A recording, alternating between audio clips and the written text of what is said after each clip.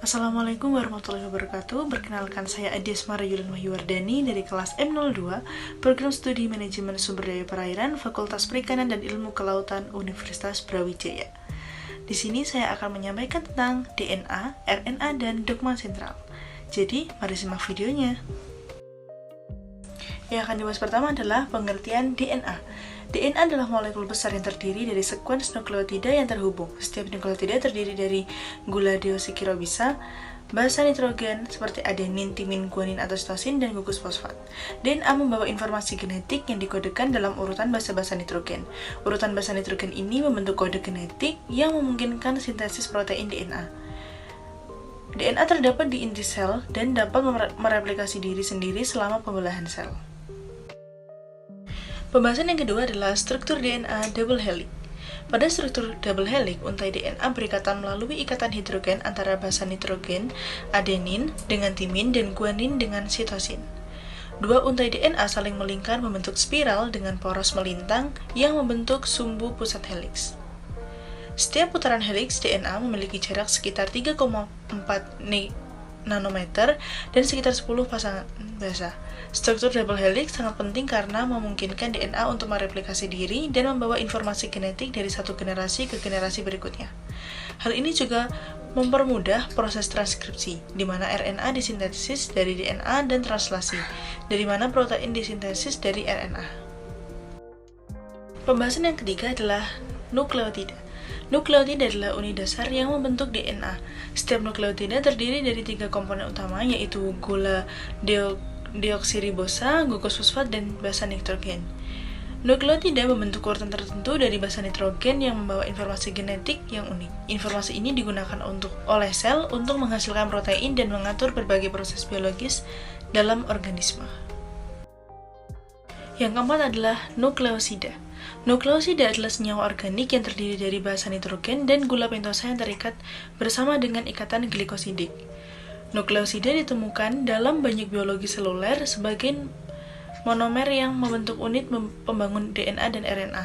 Nukleosida dapat dihasilkan secara sintetis atau dapat diekstrak dari bahan alami seperti hati ikan atau tanaman. Yang kelima adalah pasangan basa. Aturan pasangan basa DNA adalah bahwa adenin atau A selalu berpasangan dengan timin atau T, dan guanin G selalu berpasangan dengan sitosin atau C. Aturan ini juga dikenal sebagai aturan basa pasangan Watson-Crick, dinamai dari penemu struktur double helix DNA James Watson dan Francis Crick. Selanjutnya adalah ikatan fosfodiester. Ikatan fosfodiester adalah ikatan kovalen yang terbentuk antara gugus fosfat dan gula pentosa pada nukleotida yang saling berdekatan dalam suatu rantai polinukleotida seperti pada DNA dan RNA. Ikatan ini terbentuk melalui reaksi antara gugus hidroksil pada gula pentosa dengan gugus fosfat yang terikat pada gula pentosa nukleotida berikutnya, sehingga membentuk ikatan fosfodiester dan melepaskan satu molekul air. Pembahasan yang ketujuh adalah macam-macam DNA.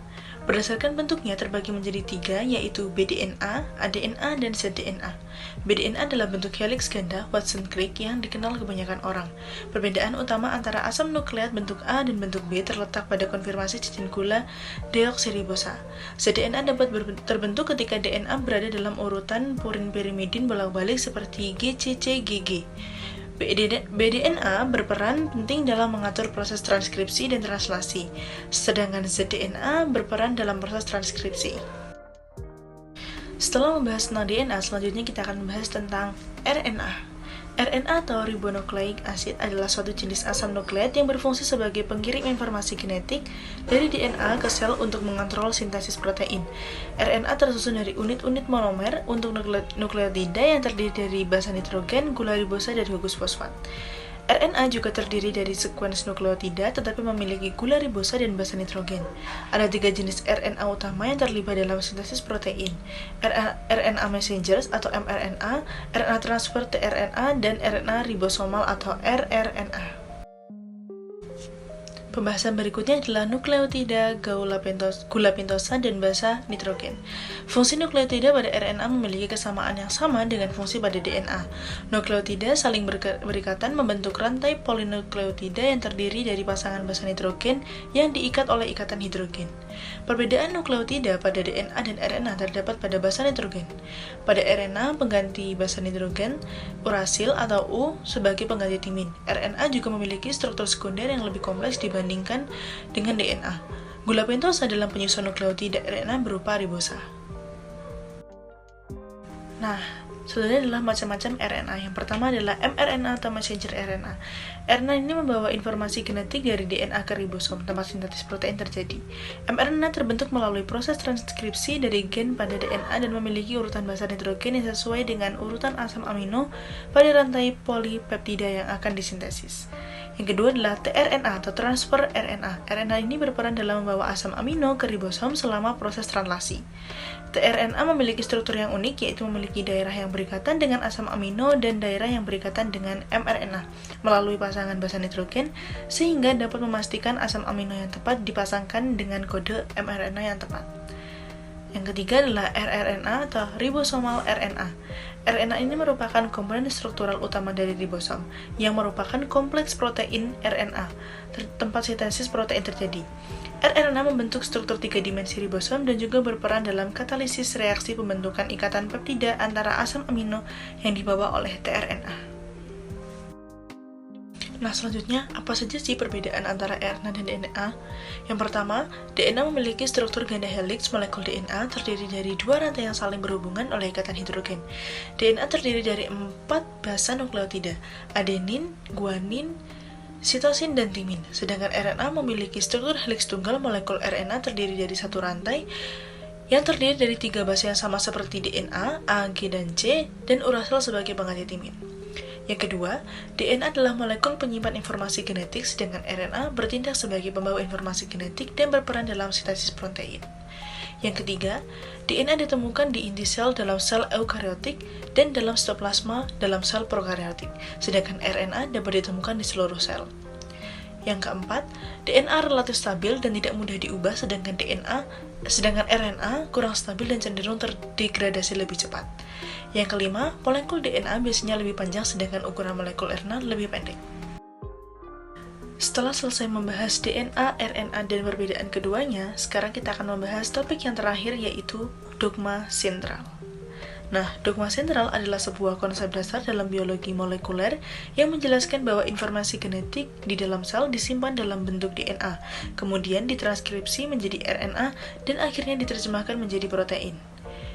Konsep ini pertama kali diusulkan oleh Francis Crick pada tahun 1958.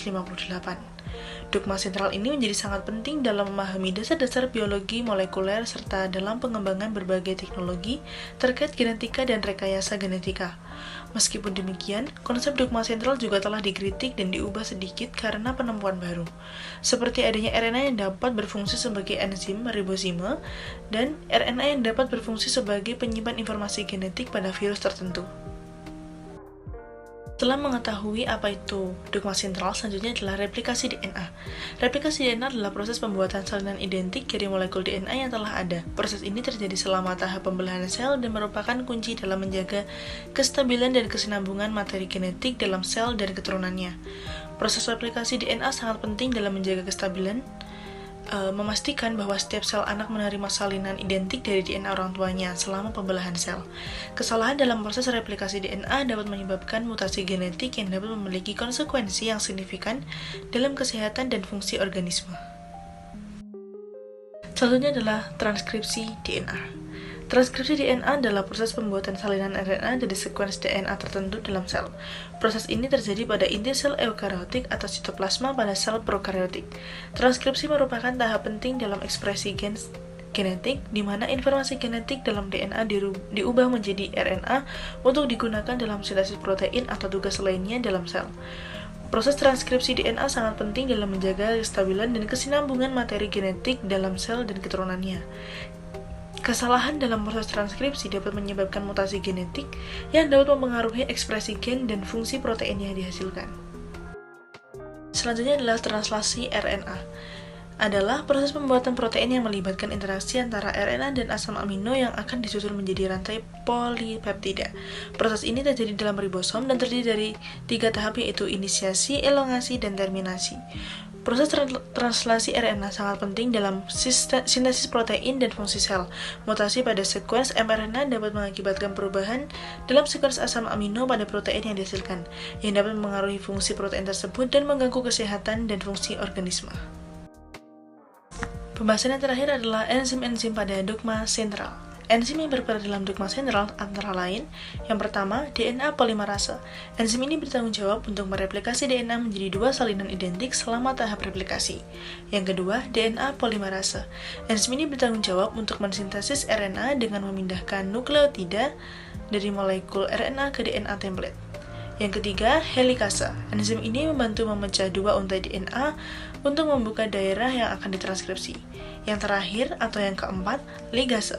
Enzim ini bertanggung jawab untuk menyatukan fragmen DNA yang terpisah selama proses replikasi. Sekian penyampaian materi tentang DNA, RNA, dan dogma sentral. Semoga bermanfaat, dan apabila ada kurang lebihnya mohon maaf. Wassalamualaikum warahmatullahi wabarakatuh.